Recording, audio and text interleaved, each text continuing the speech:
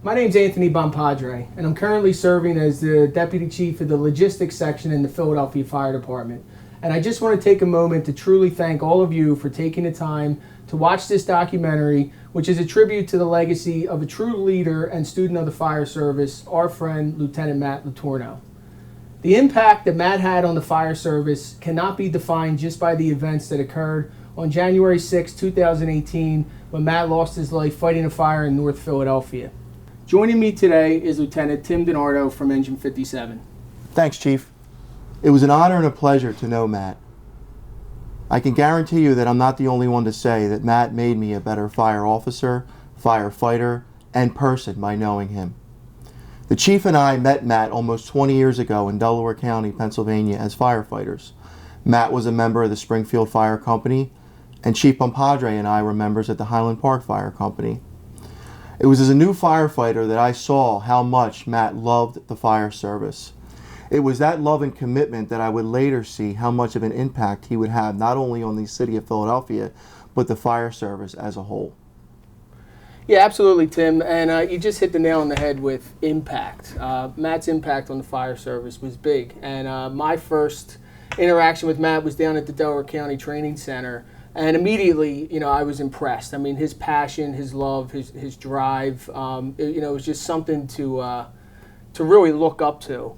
And, we spent a lot of time together down at the training center. We spent a lot of time on the phone together talking about strategy and tactics. At the time, it was focused in Delaware County. In 2005, I was hired with the Philadelphia Fire Department, and in conversations with Matt, I knew he wasn't far behind me. It was also a goal of his. And, I'm happy to say in January of 2007, Matt was appointed to the 183rd Cadet Class, and, he achieved his goal and he realized his dream. When he graduated fire school, he was assigned to Engine 43 in Center City. And 43s is a challenging place to work. Nothing is as it seems. The entire local is filled with high-rise office buildings, high-rise residential properties up to 50, 60 stories. You have the subway, the Schuylkill River, the expressway, storefronts, private dwellings, anything that downtown can throw at you, that was in 43's local. And Matt thrived down there. He jumped in with both feet. He really jumped into high-rise operations, studying, passing on knowledge, passing on information, and we would keep in touch. I was assigned here at 57s. He was down there. We would talk back and forth, talk about jobs that occurred, and in 2011, I was promoted to lieutenant and assigned to Ladder 9 in Center City, which happens to be across the floor from Engine 43. So Matt and I were reunited, and that was great. As an officer, especially a new officer downtown, I leaned heavily on the senior firefighters, those with the knowledge of the area, and that was Matt. I leaned on him a lot to show me around different buildings, different properties, the way they operate downtown. High-rise firefighting was new to me coming out of West Philadelphia, and he supported me all the way through that. And it was great to have. We would spend a lot of time, whether it was at the kitchen table or the house watch or on the apparatus floor, just talking about strategy and tactics. And sometimes we would have some, I'll call them spirited debates about the research that was being conducted by NIST and UL concerning fire dynamics. Matt was into that. He was light years ahead of the curve, especially in Philadelphia. And he was trying to, just pass on that knowledge like he always did. That's what he was known for. And, I'm ashamed to say, sometimes I'd say, Matt, I don't know if that's going to fly here in the city. You know what I mean? Let's take a step back and really evaluate what we're talking about. It was years later, and we're going to talk about that here in a moment, that he was correct. He was ahead of his time. He really was. One of the things that impressed me about Matt was, as a firefighter, he was able to convince some of our top brass here in the city to attend some of the burns that UL was conducting down at Delaware County's Training Center. And that was really a testament to him that he was so passionate that he took it as high up the chain of command as he possibly could. Absolutely, Chief. I remember when Matt was working for Underwriter Laboratories Fire Safety Research Institute, and he had an opportunity to bring down Deputy Chief James Bonner from Division 1 and our Chief of Safety, Deputy Chief Ted Mueller. And Matt had really convinced them of some of the research and live burns that they were doing. Yeah, absolutely. And that brings me to two fond memories of Matt that just really, dial in the fact that he was into the job and into the fire service. So in March of 2011, companies in North Philadelphia responded to a fire on the 8th floor of an 18-story high-rise fireproof multiple family dwelling on Judson Way, the Norman Bloomberg houses. And fires in that building were not completely out of the ordinary. Units in the area were familiar with the property. They'd been to fires there before. And typically it didn't get out of the apartment of origin. It's all concrete construction, which made for a hot apartment fire, but it pretty much stayed in the apartment of origin. It might have auto exposed to the floor above from the exterior, but that was it. So on that particular night, companies were setting up on the fire floor, and door control was lost, and immediately the public hallway became heavily charged with smoke and intense heat. It left the members scrambling to get their way back to the attack stairwell. Fortunately, they weren't too far from the attack stairwell, and they were able to regroup. But that wasn't before some members suffered serious burns, and one member was trapped on the floor above in the attack stairwell. He was removed and spent a week in the hyperbaric chamber before being released from the hospital. So that really left us thinking, what happened? Why was this one out of the ordinary? What happened that night? And I remember Matt calling me and saying, hey, Tone, Vandalia Avenue, Brooklyn, 1998. And I was aware of that case study from I always considered myself a student of the fire service. I had read the report, but Matt was always one step ahead. And he said it's very similar to what happened on Vandalia Avenue. It was a wind-driven fire. So on that particular night, members responded to a fire on the 10th floor of a high-rise fireproof multiple family dwelling. And the inside team from Ladder Company 170, Lieutenant Cavalieri, Firefighter Bohan, Firefighter Bop, were making their way down the public hallway to the fire apartment. The fire apartment door was open, and the windows let go. There was high winds that night, and they became trapped in the public hallway. And unfortunately, all three members perished in the line of duty. The medical examiner actually said that their cause of death was from thermal shock, which basically meant that their internal temperature rose so fast that their organs shut down. So the FDNY brought in NIST, Dan Madrikowski, their team, and they recreated the fire. And they were able to demonstrate what happened that night, which was the fire apartment door is open, the attack stairwell door is open, the bulkhead is open. There was an occupant down the hallway who opened his door to see what was going on. And at the same time, there had been fires in that building before. He had also opened some windows in his apartment to air out the smoke. And what happened was that created what NIST proved was a flow path. And these members were caught in that wind-driven flow path. And Matt knew that. And Matt was able to tie that back to Judson Way. And in almost no time, he's telling me, hey, Tone, that was a wind-driven fire. What happened to our guys that night was absolutely wind-driven. And that's why conditions changed so fast. And that's why we almost lost members that night. I remember you telling me about that job, Chief, and that was really the impetus to try to push a lot of these high-rise tactics. And it's incredible to see today how we have the floor below nozzle, the high-rise window curtain, having members hooking up the floor below, controlling the fire door, and having a safe area of refuge in another apartment. These are all things that Matt was truly felt very strongly about. I was on the job for the second time that Matt really began to push this, and that was in December of 2014, the line of duty death of firefighter Joyce Craig. Yeah, so the night that we found out that we lost Joyce, that really hurt. Joyce was an incredible person, great firefighter, loved the job, loved her family, loved being in the busiest companies. So on that night, she responded with engine 73 to a row home fire in the West Oak Lane section of Philadelphia. Very typical dwelling fire for the city of Philadelphia. Our housing stock is a lot of 2- and 3-story row homes. This dwelling in particular was 2 stories in the front, 3 stories in the rear with walk-in basement access. So Engine 73 gets on location. They realize that they have a basement fire. They're stretching their 1 3/4 into the front door. They're getting set up. They're ready to mount their interior attack, make their way down the basement steps. As they make their way in, you now have the basement door open, the front door open, the back door, which is that on-grade access in the rear, is opened, and now conditions rapidly deteriorate. That basement fire takes off, and now Joyce is trapped on the first floor. Joyce is able to transmit a series of maydays. The RIT team goes in service to locate her. There's now fire in the basement, fire on the first floor, and unfortunately she died in the line of duty on the first floor in the dining room right next to the kitchen where it would turn to go to the top of the basement steps, and she died near the hose line. So again, a tragic event, and not long after that I get a phone call from Matt, and he says, at the time I was a captain of Engine 19, and he says, Cap, that was Cherry Road in Washington, D.C. So again, he's one step ahead of me. I knew about Cherry Road, but I certainly wasn't tying the two together at the time.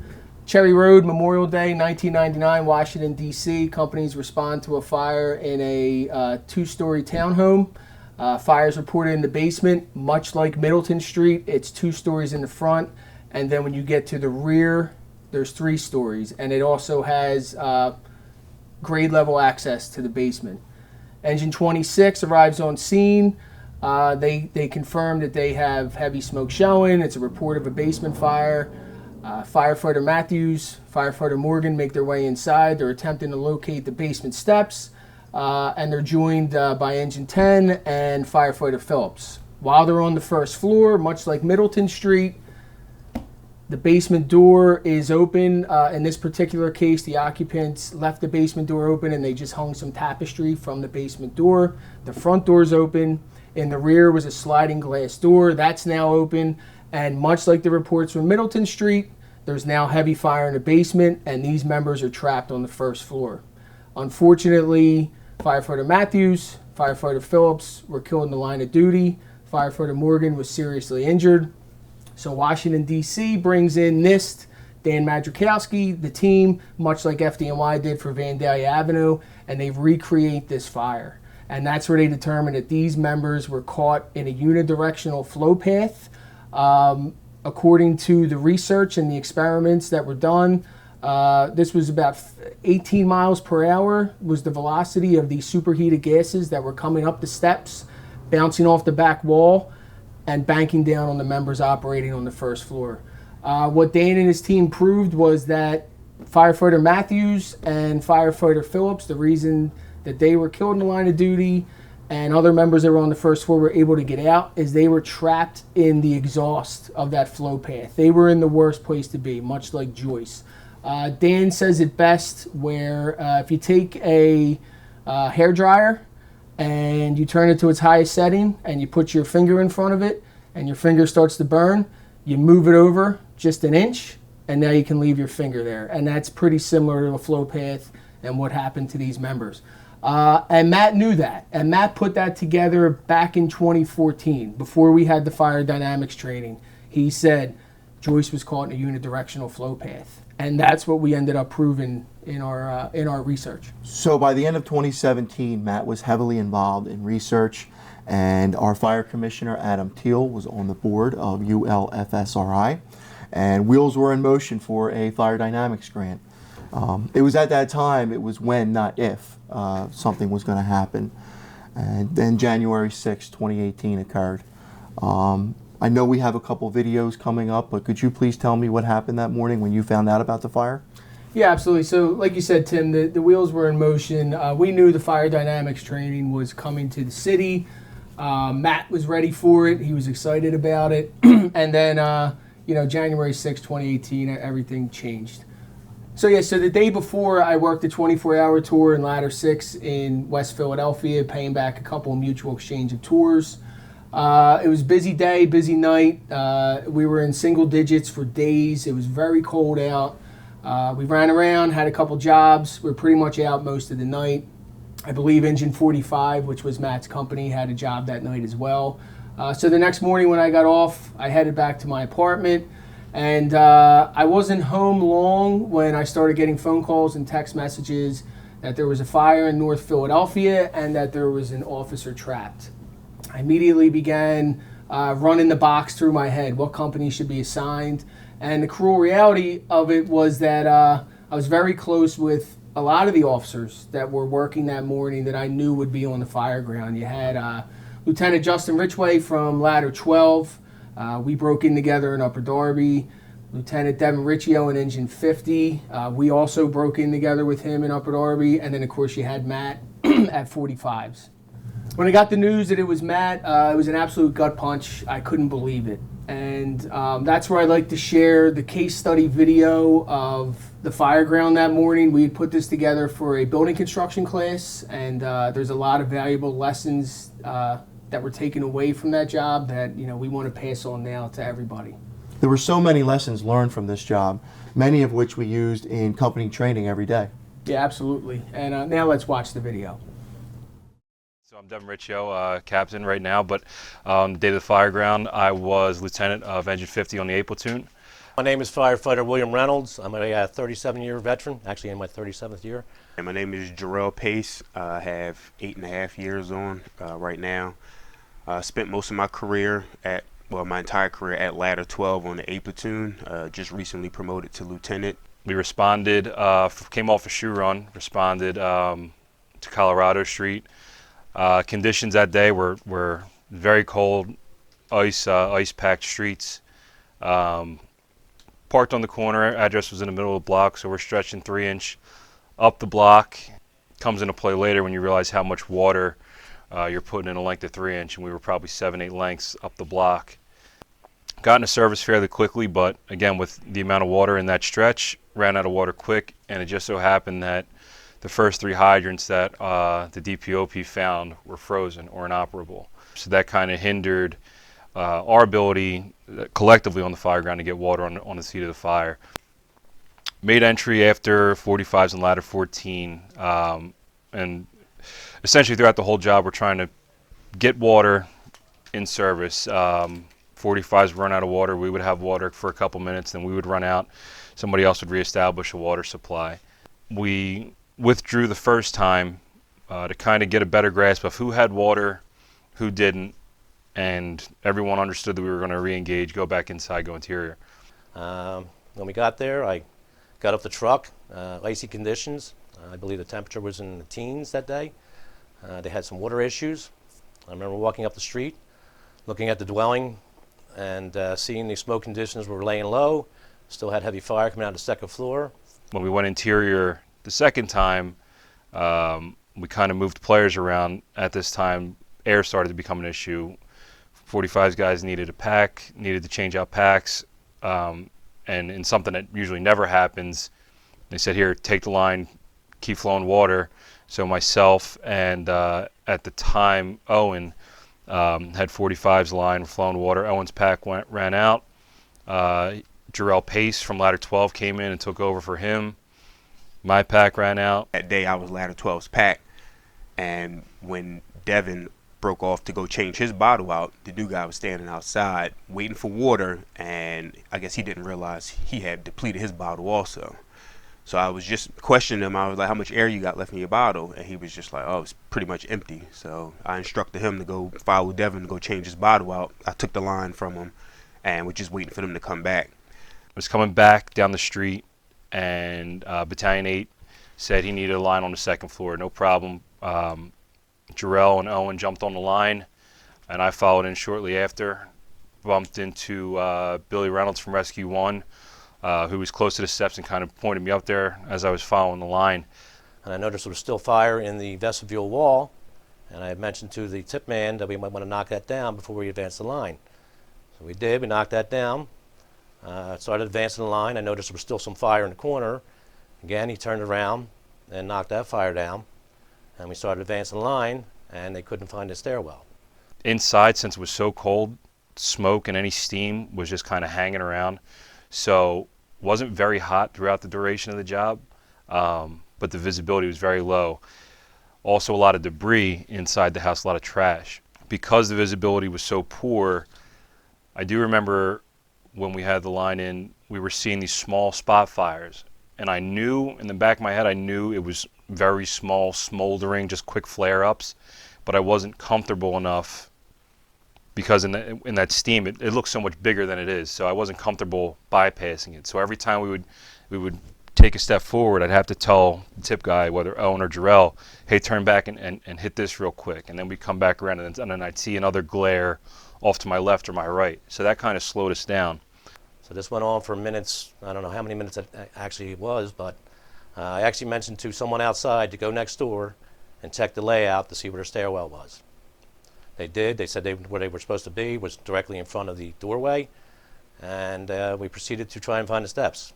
I had mentioned to the tip man that I heard some crackling in the back corner on the Delta Charlie side of the building. And it turned out it was actually probably cracking. So he did. He sprayed some water back there, and they proceeded to advance the line. We were stood stagnant for a while, and I was literally knee to knee, shoulder to shoulder with Matt at the time. I said, "What's going on? What are we doing?" And he told me they couldn't find the steps. Eventually, they did find the steps, and I said to Matt, "What are we doing?" He said, "They found the steps. They need more line." The guys from rescue led us to the steps, found the steps, made our way up to the top. It was fire toward the back bedroom and toward the right of me. And I think once I put that fire out in the middle bedroom, I turned toward the front of the property. I got up on the steps, and I was behind Owen, and I could see Jarrell's feet to my right on the landing. He had just knocked down the back bedroom, was coming to the middle bedroom to knock down fire in there and eventually go to the front bedroom. When he said something, at the time I didn't hear what he said, but it was the floor just dropped back out. I felt the floor kind of sag, like give a little. And I said to Devin, I'm like, yo, the floor just sagged, the floor just sagged. And he was just like, come on, back out, back out. Immediately after that, Owen turned around and said, back out, tried to come down the steps. And as he came down, I turned to my left, facing the Bravo wall. So as I made it about face to turn back toward the back of the property, I might have crawled a foot or two, and then that's when I felt it go. Sky opened up, and a collapse occurred. And with that, it was just a big crash. I remember seeing a white flash, get knocked to the ground, face down, kind of coming to, scampering backwards. At that point, things from the second floor came down on top of me. I realized I was pinned, I was trapped. Jarrell ended up riding the collapse down into the first floor. Owen and myself were stuck on the steps for a little while with the time distortion. I'm not sure how long it was, but there was some structural member, a piece of the building was pushing on my shoulder, pushing me into Owen, and then into the wall. Our masks were kind of getting dislodged, and then realized I could hear Jarrell calling the Mayday. Because of the fireground survival training that we had just received probably 2 months prior to that, that was still fresh in my mind. That clicked, and what I thought I did was go through all the steps from the fireground survival, hit my emergency button, go on radio, give my Mayday, and I felt like I did that, but because of the debris and stuff that had fell like on my chest, whatever, I don't think I depressed long enough, or I might hit the emergency button, and then I just didn't get a good grip on the mic, and I guess I lost that 10 seconds of open air, and I didn't give my transmission across the radio. But I was still within close enough vicinity of Devin to where as though he heard me screaming my Mayday. And at that point, I thought everybody heard me. I didn't find out till after the fact that nobody heard that portion of the Mayday. So I said, all right, well, if I can hear him, I can get to him. Not fully understanding what I was in. So went to turn, and I realized I couldn't turn left or right. I couldn't move up or down the steps, but there was room down towards my feet going down the steps. So I was like, all right, well, I can't get the draw. I heard him call the Mayday, but I didn't hear it over the radio. I just heard him verbalize it. So I called the first of 3 Maydays. The first one is garbled, and you can't really understand it, so I believe I called 3 altogether. Billy Reynolds came up and started just plucking guys out. I remember guys trying to get out of the building. I believe it was Lieutenant Riccio and Owen Radke. Owen was stuck, but his foot was stuck in there, and pulling him out, assisting him out. And I remember a couple other members saying, "Come on, Billy, come on." And I told them I was all right. Just go ahead, get out. And they did. They got out. Owen went down first. I had a little more room. And I figured, all right, well, if Owen went down the steps, I'm going to try and go that way. And then I really don't remember anything. I don't remember how I came outside. I don't know if I came through the front door, through the window. I just remember being outside. I don't remember how I got out there, but I just remember being outside. My first priority at that time was Jarrell. I knew he was inside, and then he wasn't with me. Sitting there for a few seconds, losing air. I'm like, all right, I can't sit here and wait. So I just started scrambling, getting myself unstuck from whatever was on top of me. I think it was like between like a cabinet or something that had came down from the hallway that had pinned my legs in between the V collapse. I pulled one foot out of a boot because I just couldn't get it unstuck. So my foot came out of the boot, and I seen light toward the back of the house, and then I made a beeline for that. And then once I got out, I heard them scrambling for people, and I was worried about Racky and Devin still being inside. And at that point, I cleared my mayday to let everybody know that I was out, but then my concern was about them. I remember him saying they had a member in the rear that may have been trapped, but he actually freed himself. He just took his foot out of his boot, thank God. We met back out front. I sat down on the steps, and I thought everything was good. I didn't realize that Matt was still inside. So another member came out and asked if I had seen him. I said, no, I haven't seen him. And they're like, well, they can't find him. So I tried to go back inside, and they were like, stay outside, you're good. Ended up shuttling equipment for rescue, and then just kind of fell out. And then that's really the end of my involvement on the fireground that day. Was transported shortly after that. So I finally got outside, and they were doing a par. And I remember them saying, we're missing one. And they said, who are we missing? They said, the lieutenant from Engine 45. I knew where he was. He was right next to me at the time. So with that, I proceeded to go back into the dwelling, and I went to where I thought he would be. And he wasn't there. And I heard his pass device going off. I told him I heard his pass device going off. He's over there. They went over. They actually came upon him. I said, we found him, they said. I said, can you get him out?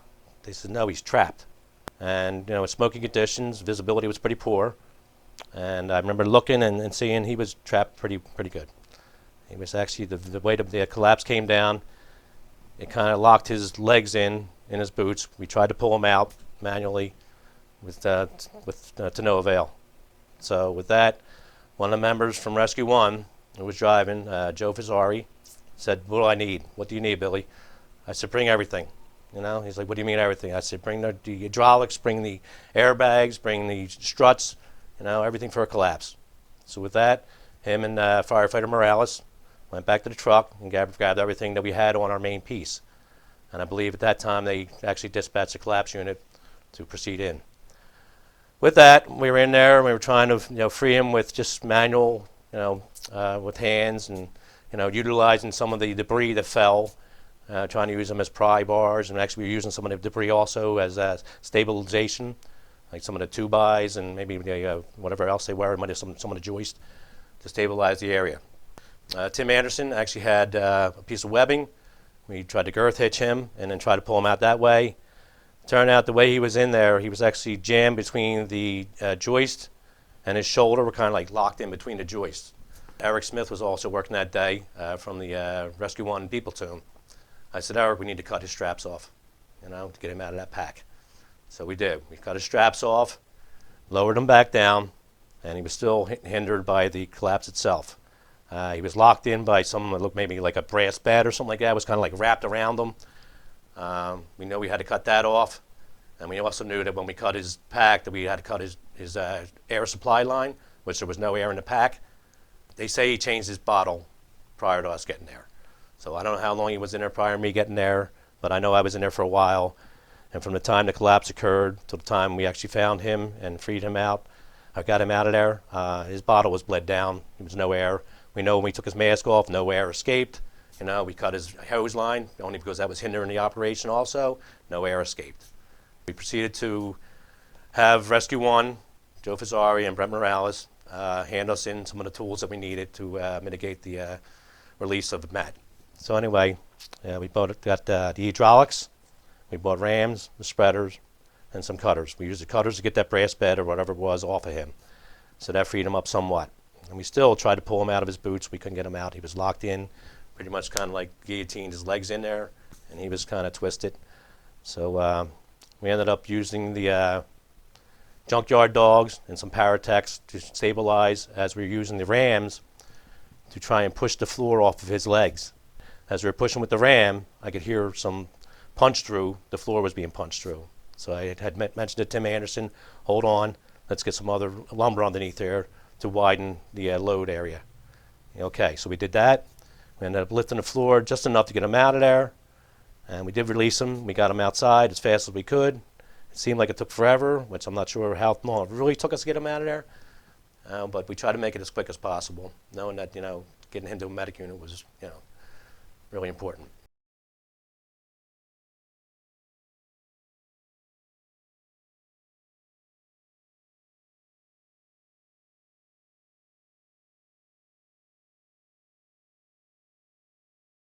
In hindsight, hoarding conditions, but I just didn't put two and two together on the fireground to say, hey, I'm seeing all this stuff. I did verbalize there's a lot of trash in here, but in my head I'm thinking hoarding conditions are Collier's Mansion, stacks of newspaper, there's tunnels going from here to here, and I didn't put that picture into my head into what I was seeing or feeling there.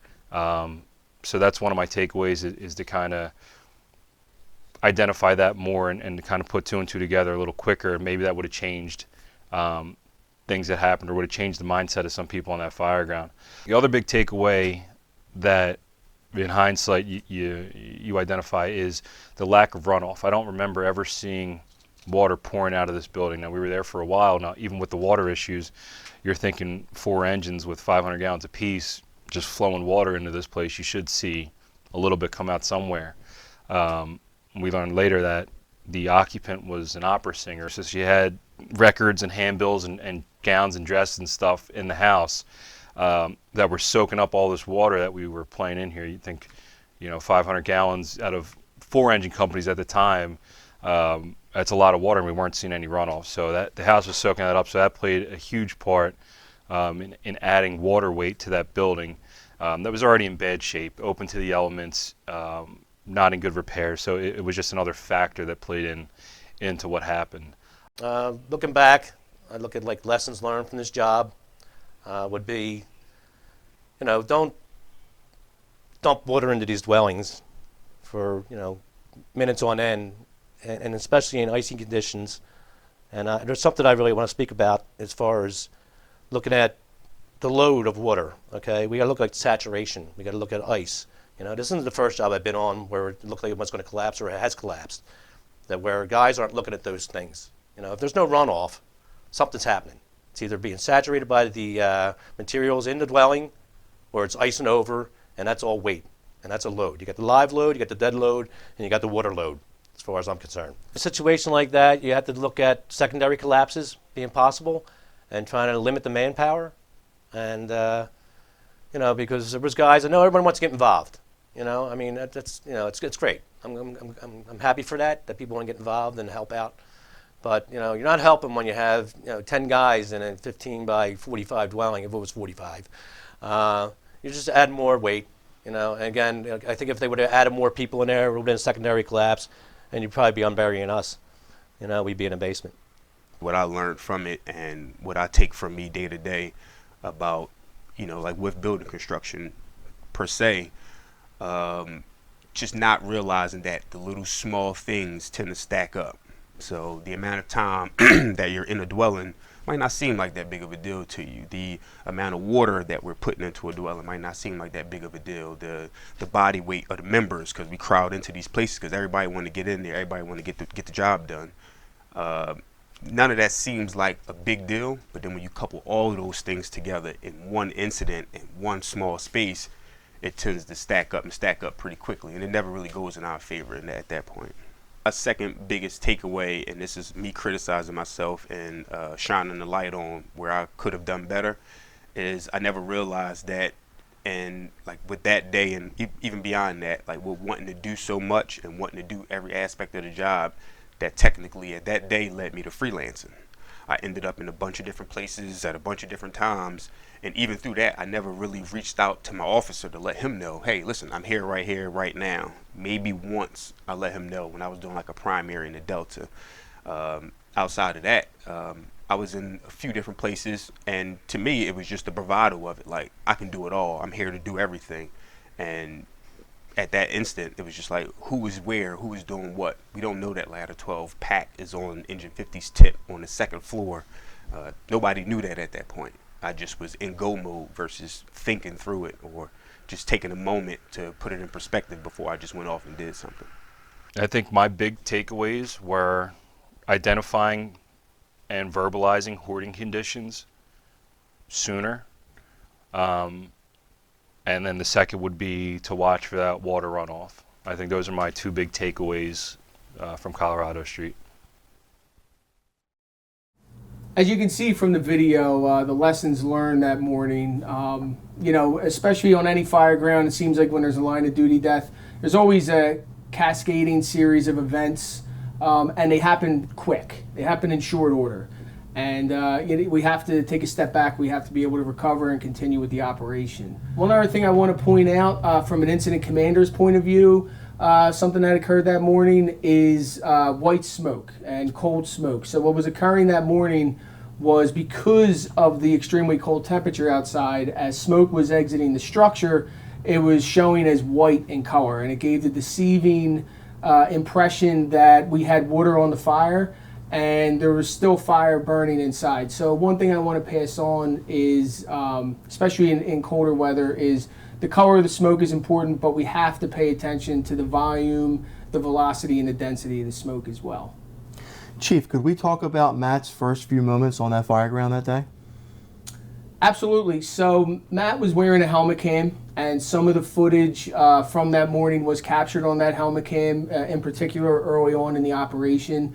And one thing that I think is important to show in this documentary, because it's such a tribute to him, is the first minute or two of him arriving on scene. I mean, he was so dialed in and squared away. He had a new firefighter on the back step with him that day, and you can see in this video, he's doing everything by the book, from the way he gave his first in report, the way he's walking and coaching this new firefighter through his first job. He's calm, and as we know on a fire ground, you know, calmness is contagious, and Matt was great on the fire ground. So let's watch that video. Engine 59, recall engine 59, recall engine 50 is now available for responding section in on box 7743 by 18th and Dalton Street. Fires reported 2220 North Colorado Street. Repeating engine 59, recall engine 59, recall engine 50 is now available and responding second in on box 7743. 18th and Dolphin Street. Fires reported 2220 North Colorado Street. All companies are reminded fireground channel will be South Fire, South Take 2.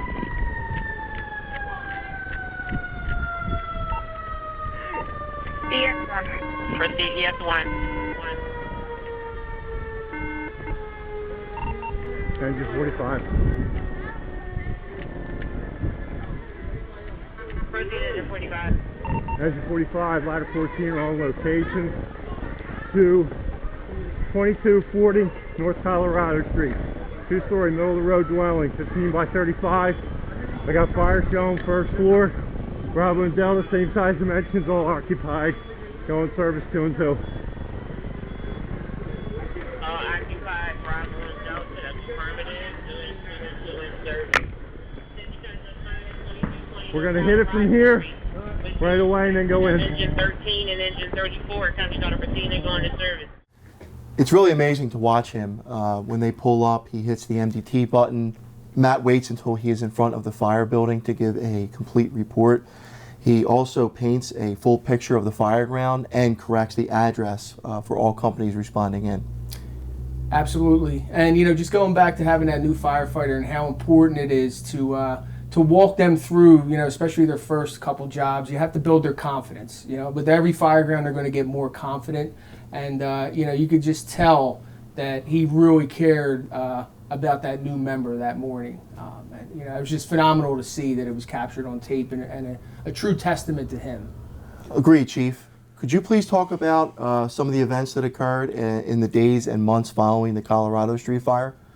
Sure. So obviously in the days and the weeks after the fire, we spent time talking about Matt, sharing stories, talking about his legacy, preparing for and attending his services. So we kept busy.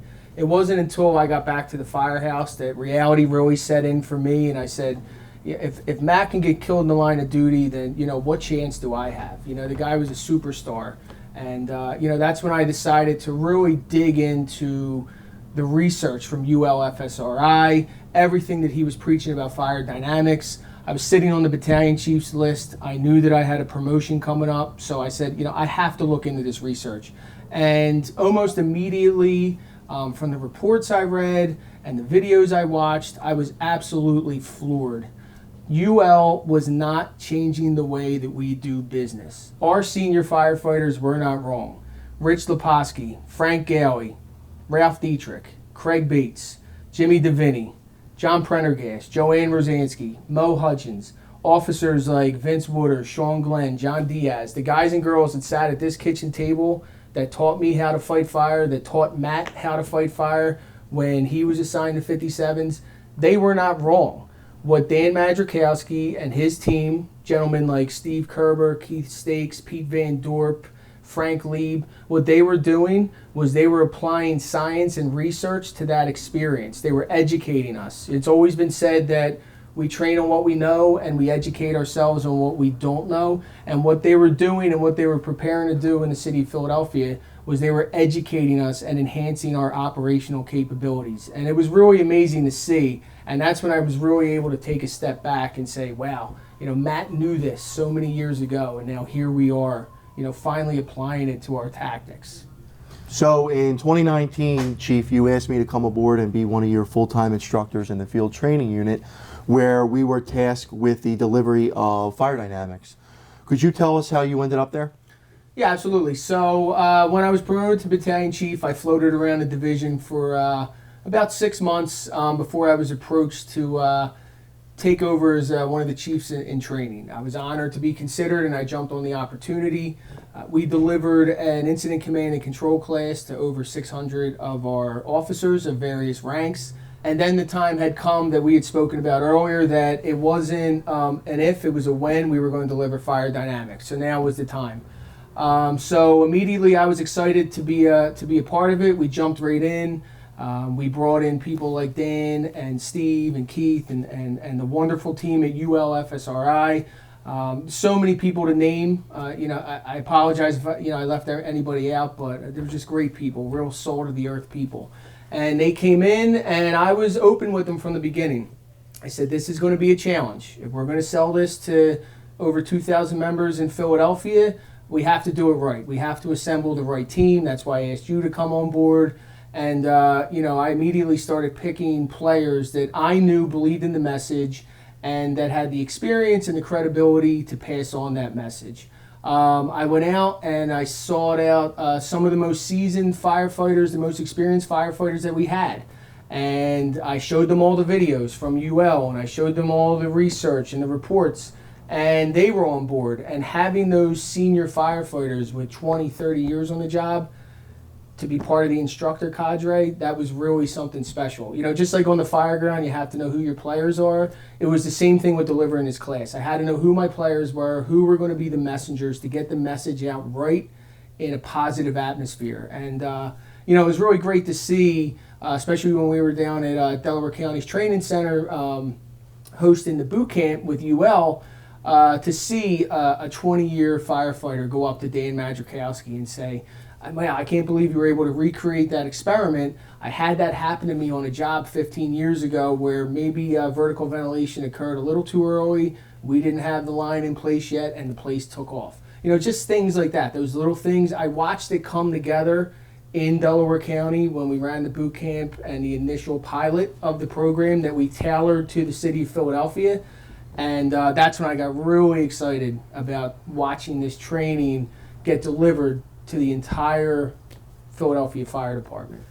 So during the boot camp and the delivery down in Delaware County, I made it a point to make sure everybody in the room understood, every instructor understood, everybody from ULFSRI understood, that the executive team of the fire department who supported this project understood that I was only standing up there because Matt was not with us. I have no doubt in my mind that if Matt was still alive and we delivered that mission critical training, that he would have been the project lead. He would have been the face of the program. So what I did down there when we had a room of over 100 people to kick off the program, it was special because I felt like we were back home in DelCo, where I first met Matt at the training center. And I asked everybody to stand up and give him a round of applause, because we were watching his dream become a reality. This is what he always wanted. He wanted this research to be a part of our operating procedures, and we were finally getting to that point. And that's why I had everybody stand up, give him a round of applause. And you know, it sent a chill down my spine and gave me a lump in my throat, but it was just really something special to be a part of. I never felt so sharp in my career after we were able to review all of the material and case studies from UL developing this grant. To me, it was an absolute honor to give this class to over 2,000 members of this department. So all the instructors, you made my life easy. I mean, it was a pleasure to be the project lead, you know, and to watch you, you know, go out and, you know, just set you loose on the field and, you know, share this information. And I always say that we teach cadets and we share with our peers, and that's what you were all doing out there, was you were sharing information, passing on this message, passing on Matt's message, really. And the real payoff was hearing about jobs in the field where everything that was talked about in the fire dynamics course was applied. You know, we would reach out to companies and say, you know, hey, did you recognize door control? Did you recognize flow path? You know, and so many other aspects. And I know we're going to talk about a couple of them right now. Absolutely, Chief. Big discussion just came up about the transitional attack. Is there anything we can talk more about that? Yeah, absolutely. So the transitional attack from the beginning was one of the things that I really focused on, that we had to get the message out right to the field. That we weren't switching the way that we are known to operate, which is we're an aggressive interior department. But what we wanted to do was we wanted to add another tool to the toolbox, and that's simply what it is, applying water from the outside when it's appropriate. All right? There's certain times when that is an appropriate tactic, and we were able to demonstrate that a properly applied stream played off a steep angle in a window into a compartment that's not whipped around in training air is not going to push fire throughout the house. All right? But it has to be done properly, and that's what we really hammered home. Transitional attack, honestly, in Philadelphia, the way we showed it, we've already been doing that. If we pull up to a fire, two-story porch front, middle of the row, and there's fire on the first floor running the porch fronts, we didn't stretch all the way around to the rear and try to attack from the unburned to the burned side. Had we done that, there would be no block left. So we would mount our attack from the front and knock down the front and then make our push inside. So that was one time that we said, listen, we're already doing transitional attack. We're just putting a name to it, and we're using the proper tactics, the proper way to play a stream into the window. And it's just another tool in the toolbox. So another example that we used in the class to demonstrate when a transitional attack might be the appropriate tactic. Forcible entry issues. So we pull up and the dwelling is heavily fortified, security doors. The ladder company is going to take some time getting in. We have fire shown from a second floor window. Why not play a line into that space the appropriate way to cool that area, let the ladder company get you in, and then go in and do business like we always do. So that was another way that we drove the message home, that this is just another tool in the toolbox.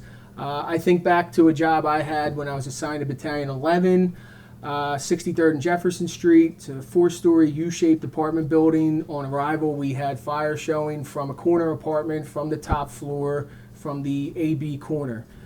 Companies had a tough stretch getting up to the fire floor. We actually had to team up engine companies to get the first line in service because the staircase wrapped around the elevator shaft, so it took a little time.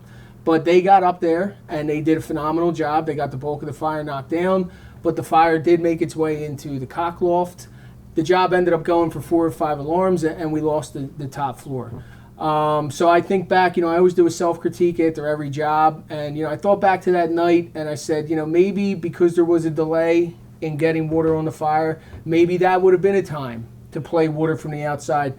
It has to be communicated. It has to be coordinated. Get up, tell the interior chief. That night it was Division 4 supervisor. Make sure the fire department doors closed. We're going to play a line in from the outside. And, I don't know if that would have changed things had we done that because it was a fully involved department when we got there. But it is just another tool in the toolbox, something to think about. And after the training, when I went back on the street as a battalion chief, it was always in the back of my mind as another tool in the toolbox, as was a lot of the training and a lot of the information that we took from UL. I remember I made that job, Chief, and I know it was the impetus for getting the cockloft nozzles. Yeah, so another piece of equipment that's in the toolbox is the cockloft nozzle now, just like the window curtains and the floor below nozzle. These are just all tools that we can use at our disposal when we're confronted with these odd jobs. So again, getting back to what we discussed in the class, in the fire dynamics class, ventilation. Ventilation came up a lot. Vertical ventilation, horizontal ventilation. And really what it's all about is making sure the ladder doesn't get too far ahead of the engine when it comes to ventilation. And again, going back to what our senior firefighters always taught us, they would tell you when you're venting windows, make sure you look down, make sure you see a charged line going through the front door, and then take the windows. Well, we buttoned that up a little bit, dialed it back in the dynamics training and said, look, with the modern fire environment, maybe we still have to pause and make sure that the engine actually is ready to make their push and that they got water on the seat of the fire. So maybe now, yeah, absolutely, we have to make sure we have a charge line, but now we're encouraging company-to-company transmissions. So engine 57 officer to ladder 6 hook, take the windows. And that's their indication to take the windows because 57s, they're masked up, they're ready to go, they're ready to make their push. And again, that was the way we delivered the fire dynamics training. Even something like taking a skylight, it has to be coordinated and communicated because our time to recover if something goes sideways, it's definitely shrunk from the legacy fire environment to the modern fire environment. Yeah, you're going to get that initial lift when you take the skylight, but if we're not getting water on the seat of the fire, we're going to have problems in short order. And it goes back to those cascading failures that I talked about before.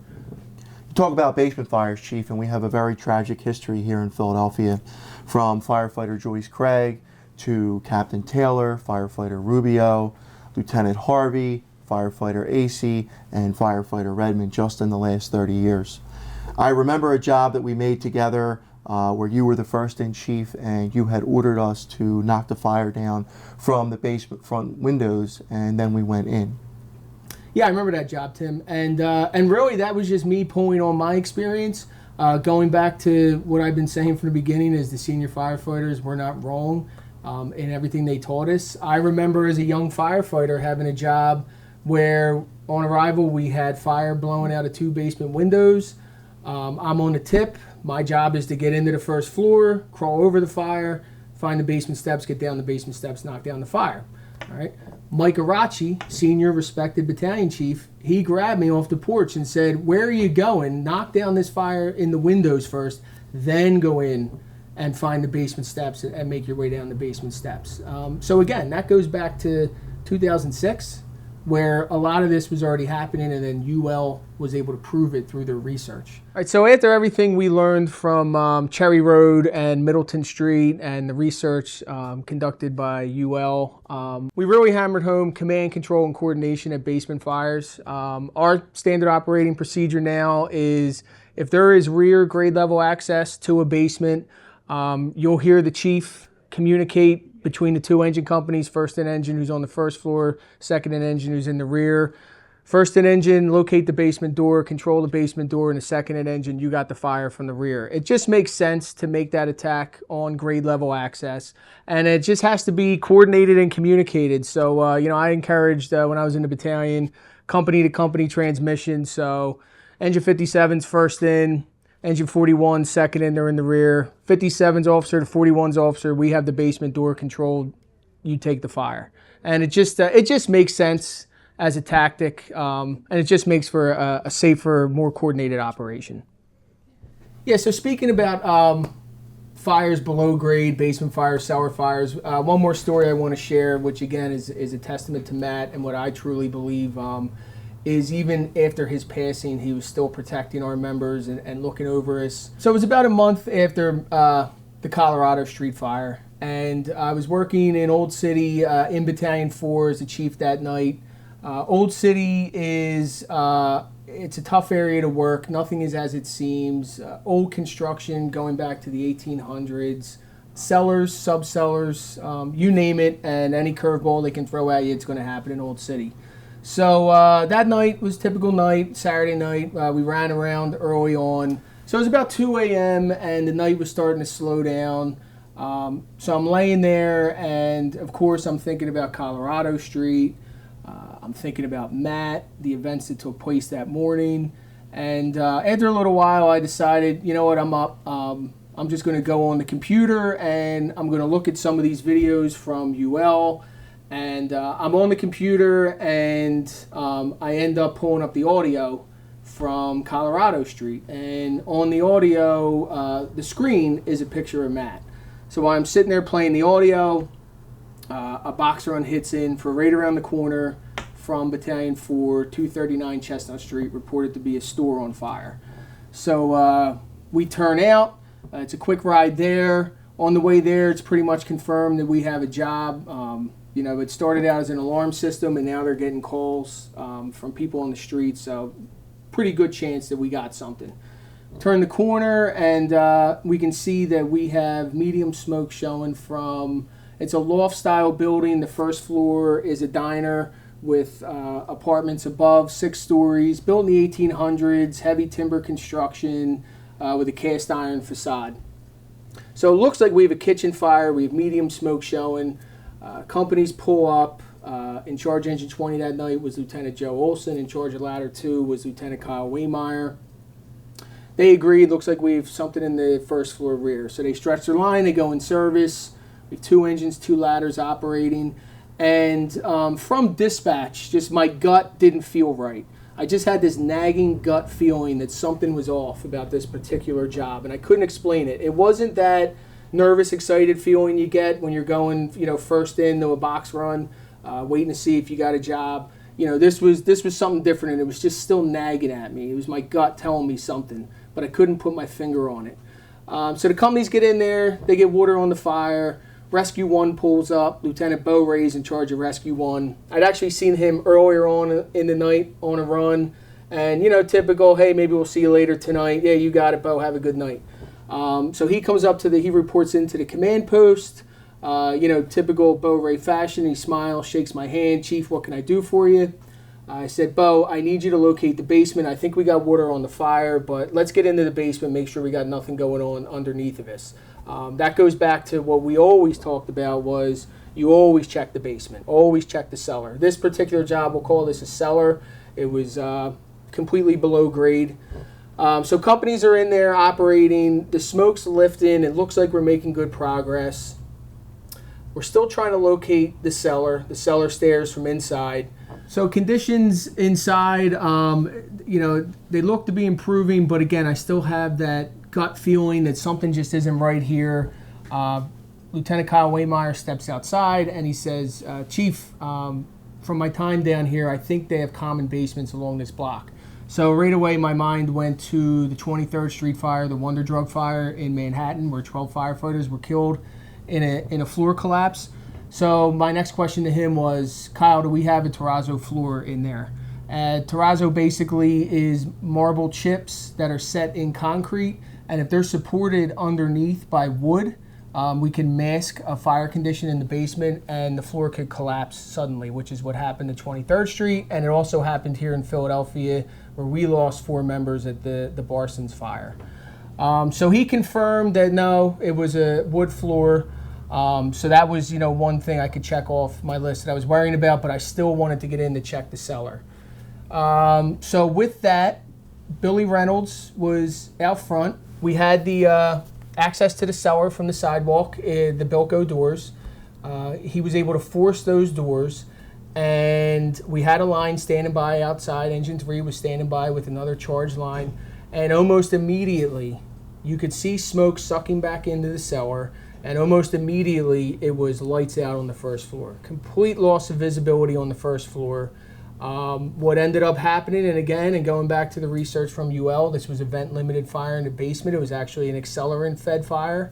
And once we were able to get them doors open, it got the oxygen it needed, and it found the access to the cellar, which was way in the rear of the property on the first floor, and that flow path was created. Fortunately, no members were operating in that area, and next thing you know, we can now see fire coming from the rear. I gave the order to evacuate, emergency evacuation, and I'm watching these guys come out the first floor, and they're coming out the storefront windows one at a time, and this is happening in slow motion.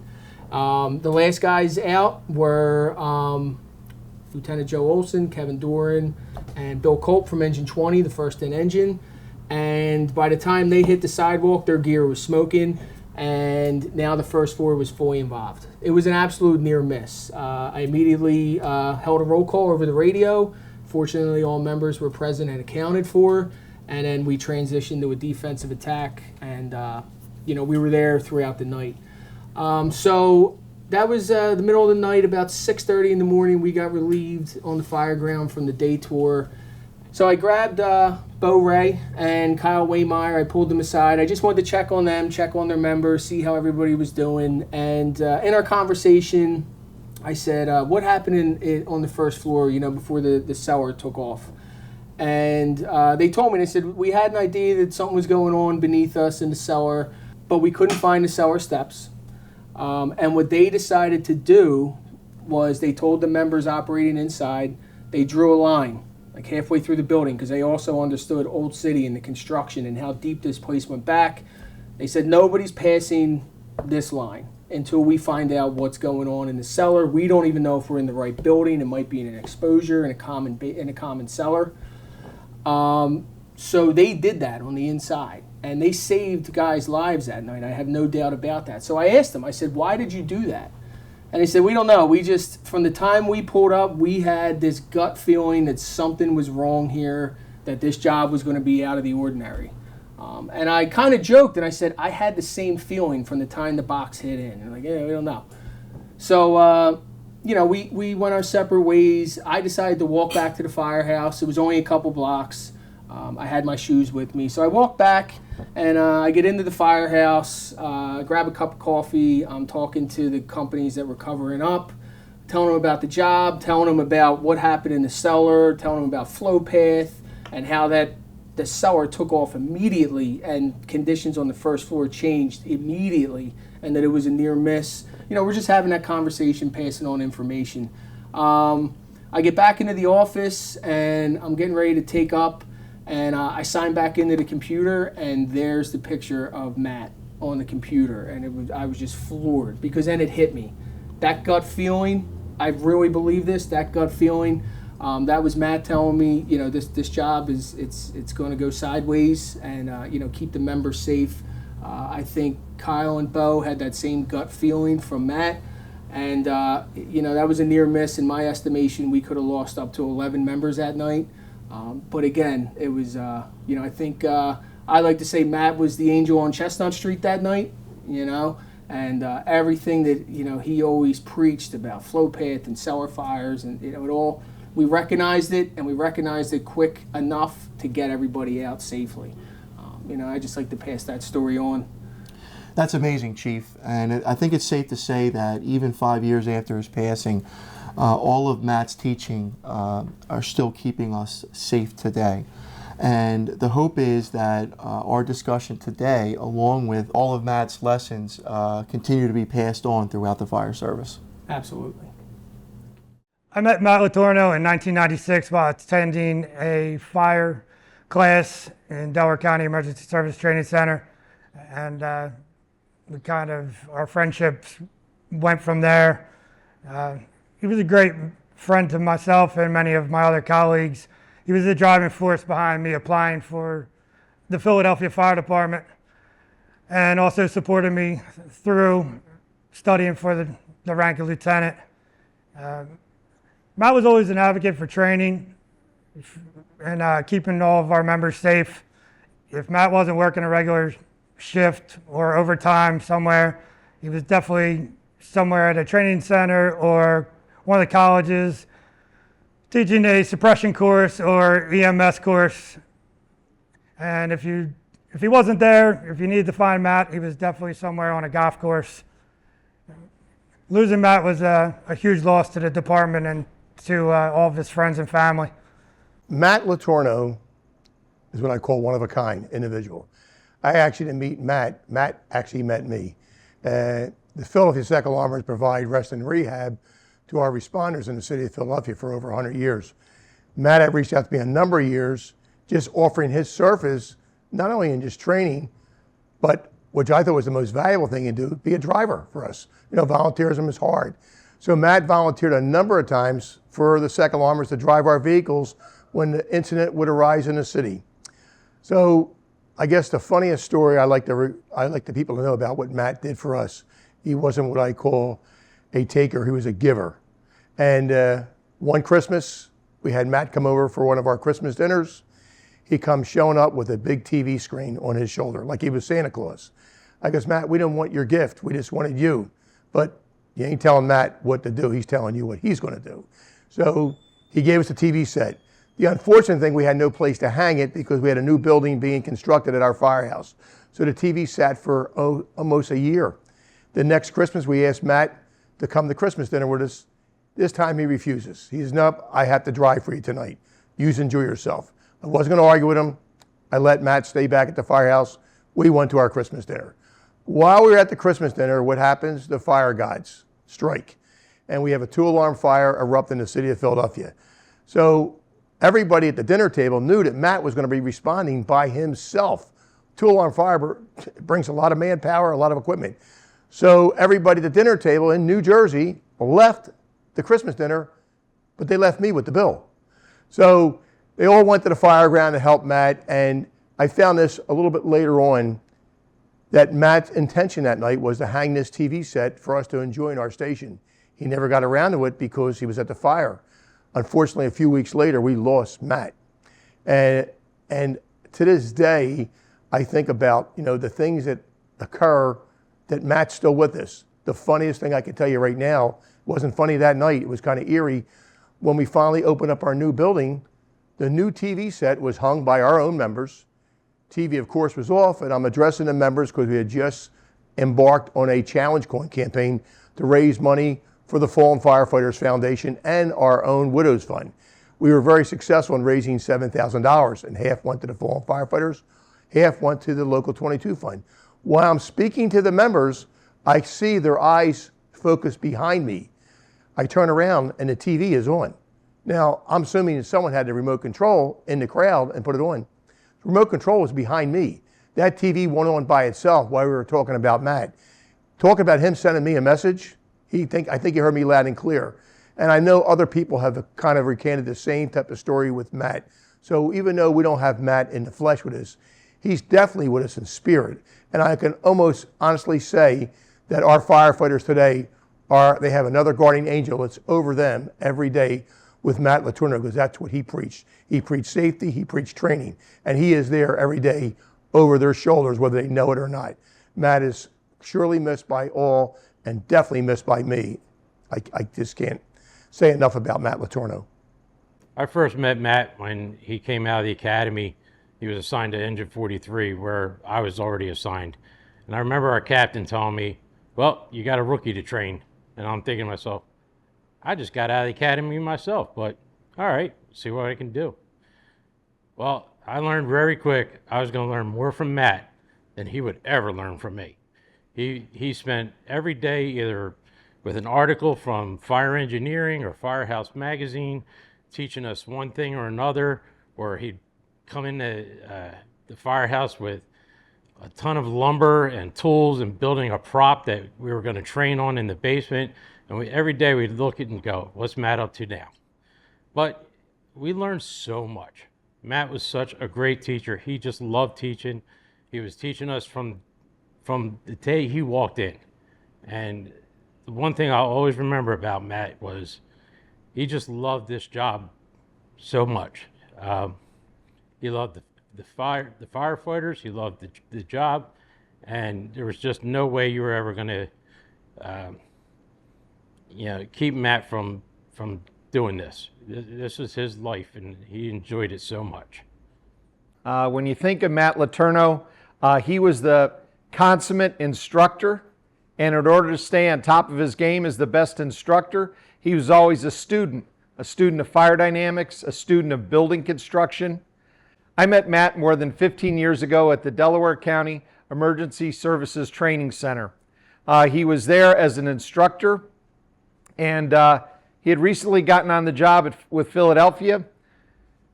He was very interested in learning, so he was helping us run experiments on structural collapse, run experiments on comparing water to compressed air foam, running experiments on basement fires. And he was really a student of the game. He wanted to understand how the heat would impact the gear as we were doing experiments looking at face pieces and whether they would melt or not under certain thermal conditions in building fires. Of course, Matt was there to help us put out the fires, control the fires, but he just always wanted to learn. In fact, he was so engaged that he would, if he knew we were at DelCo running experiments, he would come on his days off to see what the experiments were, see what we were learning, because he wanted to take that information back to his department, back to his crew. I remember one day very clearly where Matt was on his way to play golf, but he heard that we were running an experiment at the Emergency Services Training Center. So he drove out, he watched the experiment, and then afterward he waved me over to his car. He says, "I got to show you something." He said, "Remember when you showed me those face pieces that were overheated and failing and having cracks and damage just due to thermal energy hitting the face piece?"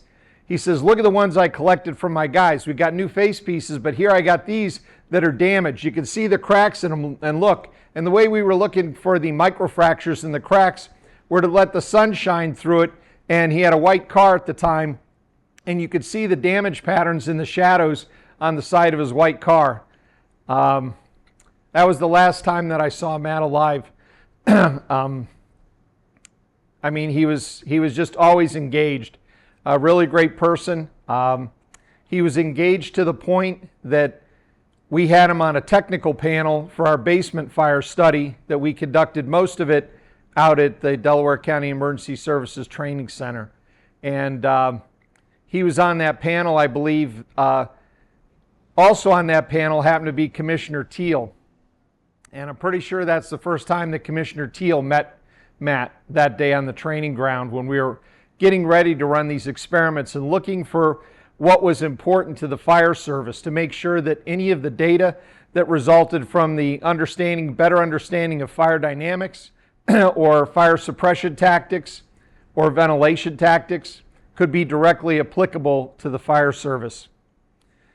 Another interesting day, Matt took us on a tour of Philadelphia in his pickup truck, driving around to show us some of the challenges that they have with regard to the row houses and how the row houses might intersect in a V, and the challenges to doing a full 360 with one person and how you needed a multiple company operation or a battalion chief and a company in order to get both sides or all four sides of the building visible and understood to see what's going on with the fire.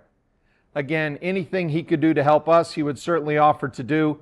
And he tried to get as much information, science information, research results that he could to take back to his friends in his company, in his department. It's been more than 5 years. He's missed. We miss him. He was a great asset to our team, and I know the folks in the Philadelphia Fire Department miss him as well. Matt used to call the station, and I was his division chief, and he worked his way around because he doesn't have too much communication with me. He usually talks to his captain or his battalion chief. Next thing I know, Matt's calling me and inviting me for dinner at Engine 45. So Matt always had a game on, and he was playing me. And he did it perfectly because I went out there, we did a little bit of training. I have a little bit of PowerPoint I take around on little pet peeves. And at the same time, Matt starts talking about NIST, the Federal Scientific Agency down near Washington, D.C., and he wants me to go down there with him. I kind of blew him off, and then he calls me and says he has a van from the fire academy with instructors from the fire academy. And those instructors are going down, and they have a seat for me. So I go, okay, so I go down and take a ride down. And when I get on campus, I see people with labels on it. They got PhD on their name, next to their name, and they're all saying, "Hey, Matt, how you doing, Matt? Hey, Matt." So I go, well, this guy's on to something. Then I sat through multiple presentations and was sold on all the scientific data that they had developed. And I came back to the city with a whole new mindset on where we should be going. And it's a lot of detailed information that I'm sure most of you are aware of. But I got a hold of my old boss, Deputy Chief James Smith, the author who writes in Firehouse Magazine. And I said, you got to get in on this information. And he had Matt send him a lot of stuff. And it was an article, and I think it's a chapter in the latest edition of his book. So Matt passed the word, and he did it through the underground without taking credit for it. And he did a wonderful job. He got me on board. He got Jim Smith on board. And the word got out of all the information that NIST had gathered. A week after, I guess about 2 weeks after I retired, my last night in the firehouse, his company came down. We rotated some companies around the city, and it was a pretty good ride for them. And they came out to a very crowded firehouse, family, friends, and my last night working.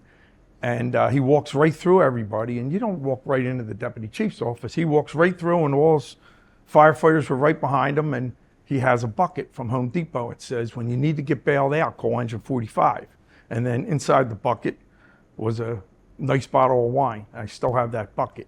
And 2-3 weeks after that, after I retired, I got a great picture of Matt and his crew with me. And I was sitting at the Flyers game with my grandson. It was a special treat. We were in the front row. The usher is a Philly firefighter.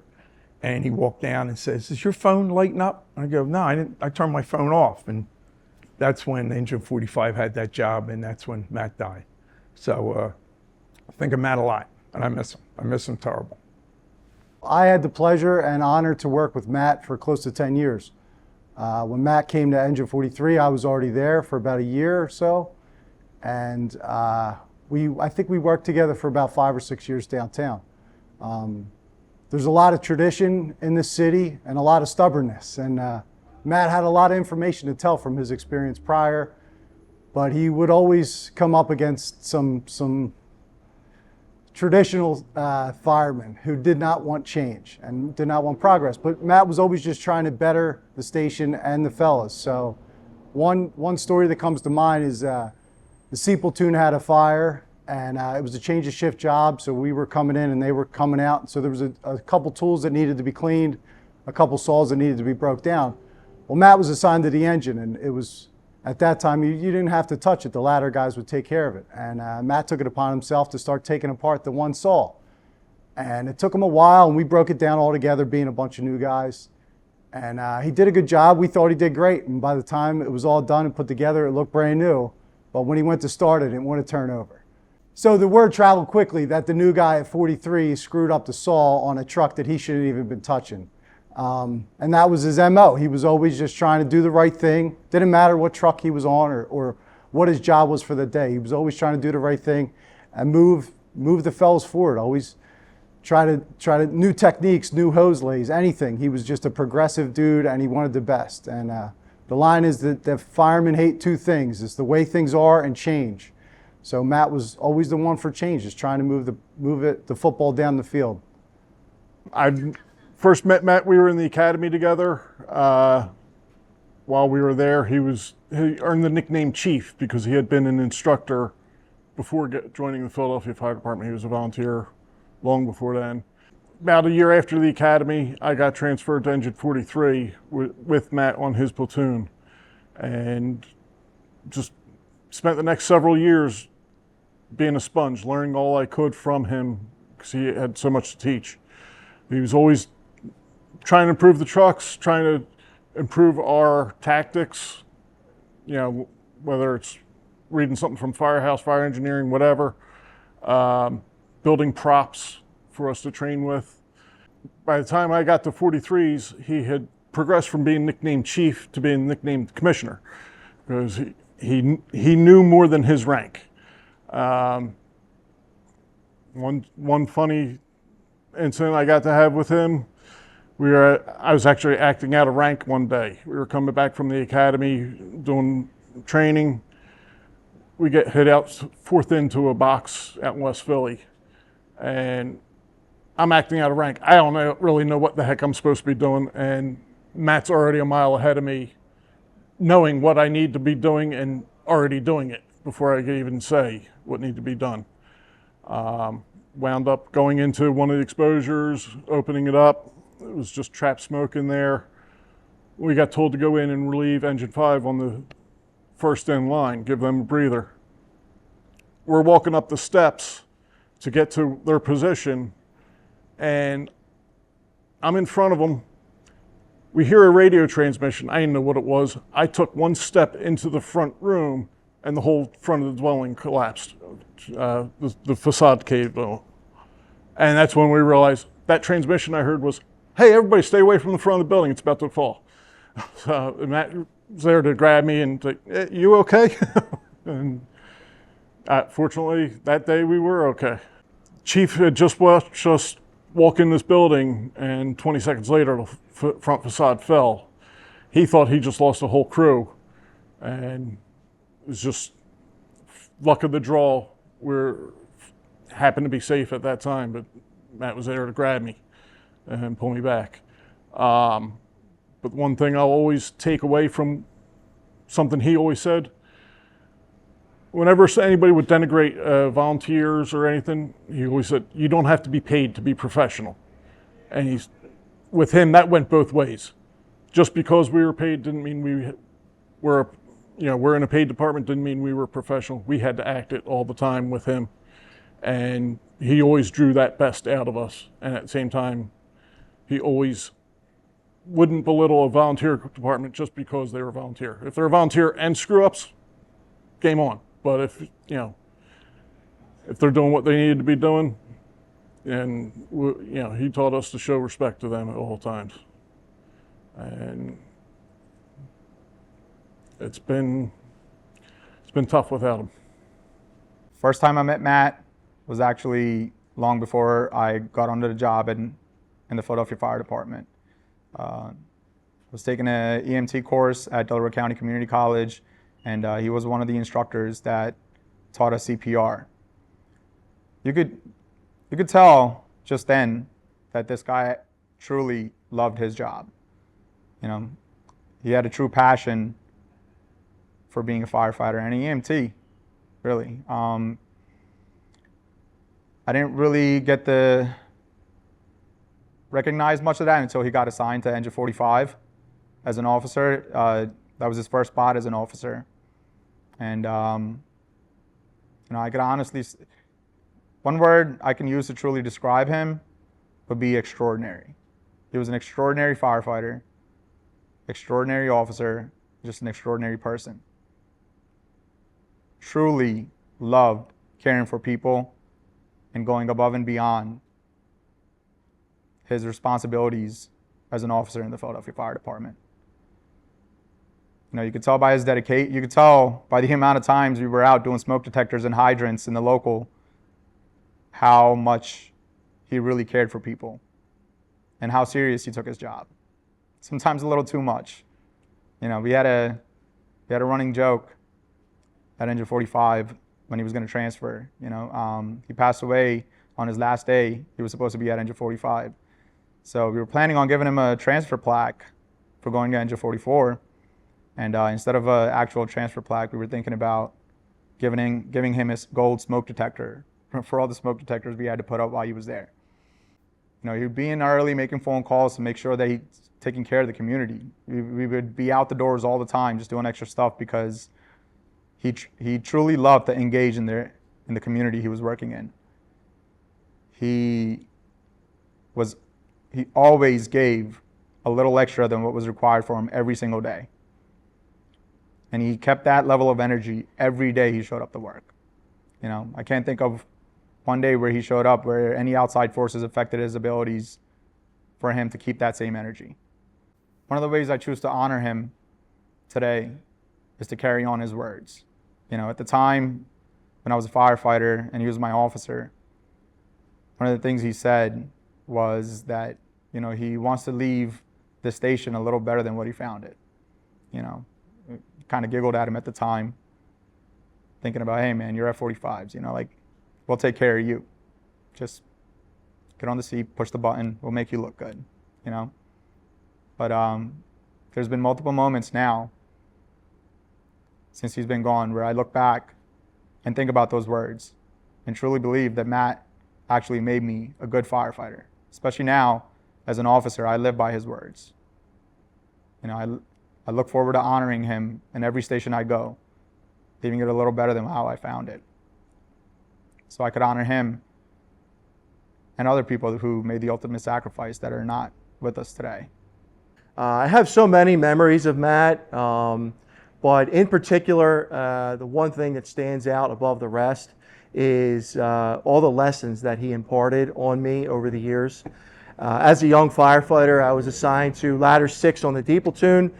Matt was here at Engine 57 on the D platoon, so we often ran into each other on firegrounds, and I didn't appreciate it at the time, but all the lessons that he imparted on me are things that I honestly didn't realize until I was promoted and I began holding trainings with my own company. And whether it was out on the street or at the kitchen table, I often found myself going back to things that Matt had talked about, whether it was a study with UL or a particular fire that he may have been on. So of all the things that I can remember of Matt, that is the number one thing that comes to mind is all the lessons that he imparted on me that I truly appreciate now.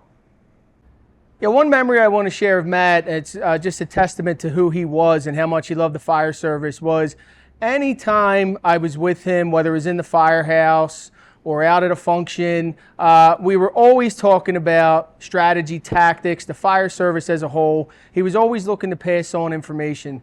And anytime I'm speaking with a new recruit class, firefighters from all over the country, we just recently did a first line supervisors course, officer development class for firefighters to lieutenants. I told them, and I always tell them, be a little bit more like Matt. Every time you walk into your firehouse, it doesn't matter, career, volunteer, be a little bit more like Matt. And what I mean by that is stay in the books, take advantage of every class you can, pick the brain of the senior members, ask questions, and just be into the job. Matt really exemplified leaving this job better than you found it, and give back to a job that gives you so much. And that's just something I want to pass on to everybody to remember our friend Matt. First, this is a bittersweet moment for me, but I initially met Matt when he transferred here to 57s from Engine 43. And from day one, I was almost 2 years into my career at that point in time. Matt came in and from day one had me out here training. So I understood from early on that Matt was that he loved this job, that he loved what he did. And from there, he did everything to instill that into myself and into this station. He played an intricate part in improving things on the truck, giving us cues and keys on how to handle different situations on jobs. When we're talking about someone of his stature in regard to the knowledge that he brings and that he's brought to the department. I mean, the fire dynamics course alone was based off of a lot of the information that he put out to us when we were somewhat, not really wanting to hear it. But for me, Matt meant a lot. He instilled in me today what I am as a firefighter, the love for this job, the passion for this job, coming to work, being ready. You know, he consistently put that into my head. And I appreciate that from Matt. I miss him immensely. Before I end, the day before the actual fire, Matt called me. It was my birthday. My birthday is January the 5th. And I missed his phone call that day. I was out with the family. But he made sure to message me. He sent me a message through Facebook at the time, just wishing me a happy birthday, and just telling me that, you know, he's very proud of me and everything that I'm doing as a member of 57s, and to always keep pushing. So I always regret, you know, even now, that I wasn't able to answer that phone call, because that was the last phone call from the next day. But again, Matt, to his family, to everyone, Matt meant the world to the station, to this platoon, the Delta platoon, and to me personally. And we miss him a lot.